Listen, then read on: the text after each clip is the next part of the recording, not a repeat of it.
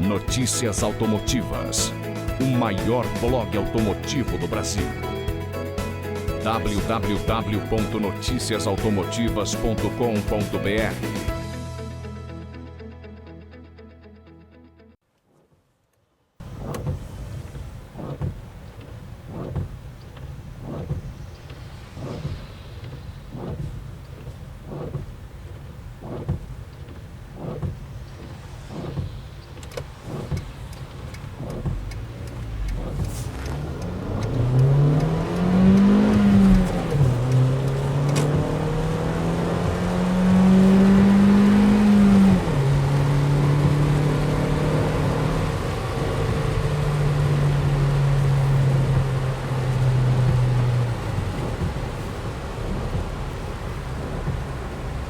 Assim como nós percebemos no vídeo da cidade, dá para ver que na estrada também o HB20 tem muita disposição para acelerar. Diante da média, né, de potência, de relação peso-potência que nós temos nos carros vendidos aqui no Brasil, com certeza o HB20 está naquela categoria onde o modelo tem um pouco até mais de potência do que o necessário para o seu tamanho e para o seu peso. São 128 cavalos, aí um carro compacto, né, que está até mesmo no segmento dos populares. Então é uma relação peso-potência bem interessante. Se você não deixar o HB20 cair abaixo de 2.000 rotações, ele sempre tem um desempenho interessante. Sempre acelera forte nas ultrapassagens e retomadas que a gente tem que fazer. Ele tem sempre bastante fôlego. É um carro daqueles que dá prazer ao dirigir na estrada.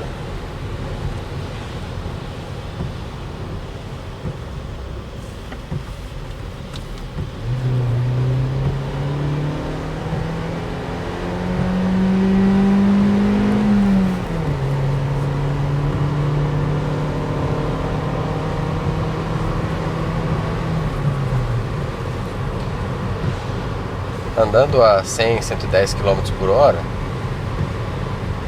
o HB20 se mantém a mais ou menos 3.000 rotações.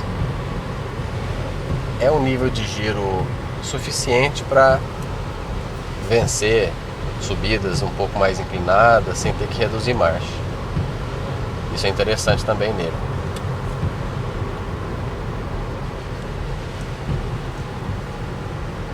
Nas curvas, eu notei uma característica bem interessante também dele, é que é a estabilidade.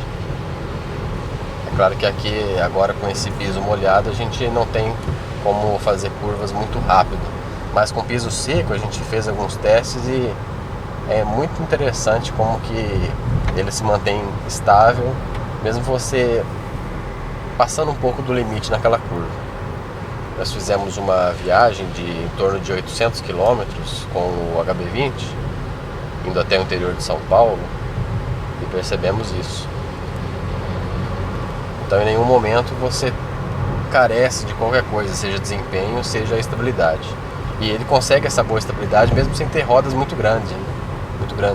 São rodas de 15 polegadas, pneus não tem perfil muito baixo, mas mesmo assim a estabilidade é muito boa. O HB20 tem sensores, né, automáticos para acendimento dos faróis, só que não tem esse mesmo tipo de sensor no para-brisa. O limpador de para-brisa está um pouco barulhento, mas é por conta das palhetas. Agora lá atrás o problema não é a palheta, eu notei que o motorzinho ele é bem barulhento, dá pra gente escutar daqui. E ele, infelizmente, ele funciona o tempo todo, não alternadamente, né? Então você tem que ligar ele e depois desligar logo em seguida, porque senão ele fica limpando o vidro seco, sem necessidade.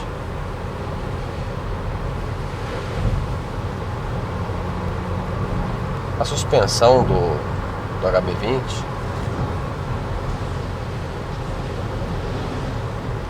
Ela, como eu comentei no vídeo da cidade, ela tem um bom compromisso entre conforto e estabilidade, só que ela está voltada um pouco mais para o lado da esportividade, um carro mais estável do que confortável. Não que ele não seja confortável, mas que ele, essas pequenas imperfeições que você está vendo ali no asfalto, a gente sente, se transfere diretamente para o corpo dos ocupantes. Mas isso também não chega a causar desconforto, não. Estou apenas comentando que é uma suspensão assim, mais firme do que a do Onix, por exemplo. E também comparando com o Onix, nós temos um ruído interno um pouco maior aqui dentro da cabine quando estamos a 100, 110 km por hora. A vedação acústica não é tão boa, tanto com relação ao barulho do motor, quanto ao barulho, o ruído aerodinâmico aqui das portas. Mas dá para ter uma conversa tranquila, sem ter que levantar o tom de voz quando você está andando na estrada.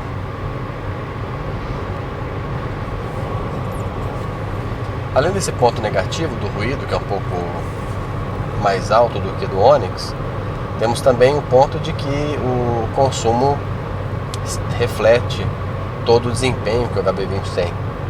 Ele tem aí em torno de 22 cavalos a mais do que o Onix, então com certeza essa potência a mais transforma também num consumo maior. Por exemplo, com o Onix nós conseguimos 11,6 km por litro na estrada com álcool. Com o HB20 essa marca ficou em 9,8 km por litro. Com gasolina o Onix marcou 16,8 km por litro. Já o HB20 não conseguiu passar de 13,8 km por litro. É um consumo até mesmo inferior, por exemplo, do novo Civic, que nós testamos, que passou um pouco dos 14 km por litro com aquele modo econômico acionado.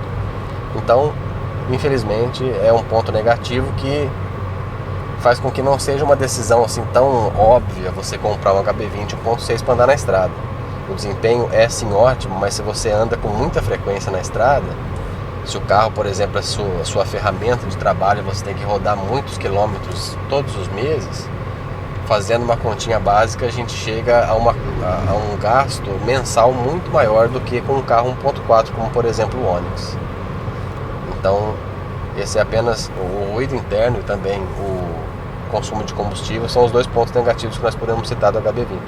Se você não se importa muito com um consumo um pouco alto, não vai rodar tanto assim por mês, vale a pena porque é um carro que tem um desempenho bem interessante. Notícias automotivas. Ainda vai acontecer e você já viu aqui.